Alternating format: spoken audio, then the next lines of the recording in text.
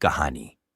अब तक बिपाशा उर्मिला को एक कोठी पर काम दिलाने के लिए ले जाती है और काम की बात भी पक्की कर लेती है।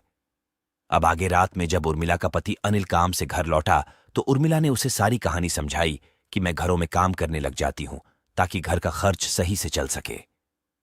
अनिल ने कहा, यह तो ठीक है, लेकिन तुम कोठियों में काम करने जाओगी। कोठियों में रहने वाले लोग बड़े घटिया होते काम वालियों पर बुरी नजर रखते हैं और यह बिपाशा बड़ी खेली खाली औरत है। जिन कोठियों में काम करने जाती है वहां के मर्दों को फांस कर उनसे खूब पैसे नोचती है। ऐसे ही नहीं, इसके पास फ्रिज और महंगी महंगी चीजें हैं। इस पर उर्मिला ने कहा, मुझ पर कोई हाथ ऐसे नहीं लगा सकता। गांव में मेरे पीछे कई छिछोरे लगे थे पर मैंने किसी को घास नहीं डाली। एक दिन दोपहर में मैं कुएं पर पानी भरने गई थी। जेठ की दोपहरी थी, रास्ता पूरा सुनसान था। तभी न जाने कहां से बाबू साहब का बड़ा वाला लड़का आ टपका और अचानक ही उसने मेरा हाथ पकड़ लिया। मैंने उसे ऐसा धक्का दिया कि वह गिरते गिरते बचा और फिर सीधा भाग खड़ा हुआ। मैं दबने वाली नहीं हूं, पर मैंने बात कर ली है। दुनिया में बुरे भले हर तरह के लोग हैं। अनिल का तू जैसा ठीक समझे, मुझे तुझ पर पूरा भरोसा है। दूसरे दिन उर्मिला जल्दी उठी और विपाशा को साथ में लेकर सुबह 6 बजे कोठी पहुंच गई। मालकिन ने उसे सारा काम समझा दिया। उर्मिला ने जल्दी से पोछा लगाया, गैस जलाकर चाय भी बना दी। तू भी समय से नाश्ता कर लेना, चाहो तो बाथरूम में नहा भी सकती हो।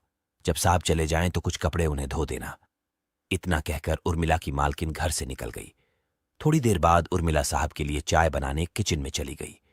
थक की आवाज करके वह साहब के कमरे में चाय लेकर आ गई और बेड के पास रखी टेबल पर चाय की ट्रे को रख दिया। साहब ने उर्मिला को गौर से देखा और कहा, देखना बाहर अखबार डाल गया होगा, जरा उठा लाना। उर्मिला बाहर से अखबार उठाकर ले आई और साहब की तरफ बढ़ा दिया। इसी बीच साहब ने 500 का नोट उर्मिला की तरफ बढ़ाया।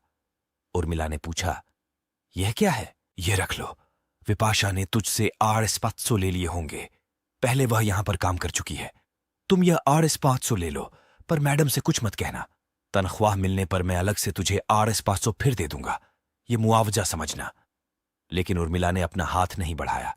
अगली बार साहब ने उसे 500 के 2 नोट लेने को कहा। साहब के बार बार कहने पर उर्मिला ने वह रुपये ले लिए और कपड़े धोने लगी। कपड़े धोकर जब तक उन्हें छत पर सुखाने डाला तब तक साहब नहा धोकर तैयार थे। उर्मिला ने साहब के लिए आमलेट ब्रेड तैयार किया। नाश्ता करने के बाद साहब बोले, तूने तो अच्छा नाश्ता तैयार किया है, पर नाश्ते से ज्यादा मुझे तू अच्छी लगी। कहते कहते साहब ने उर्मिला को अपनी बाहों के घेरे में ले लिया। उर्मिला साहब से छूटने की कोशिश करने लगी, पर साहब की पकड़ से वह बच न पाई। साहब उर्मिला को इधर उधर छूने लगे। पहले तो उर्मिला छटपटा रही थी, पर जब साहब की छुअन से उसे मजा आने लगा तो उसने अपना शरीर ढीला छोड़ दिया और साहब ने उर्मिला को बेड पर लिटा दिया। कुछ देर के बाद जब खेल खत्म हुआ तो साहब ने उर्मिला को 500 के 2 नोट और दिए। उर्मिला को पैसे कमाने का यह तरीका बहुत पसंद आया।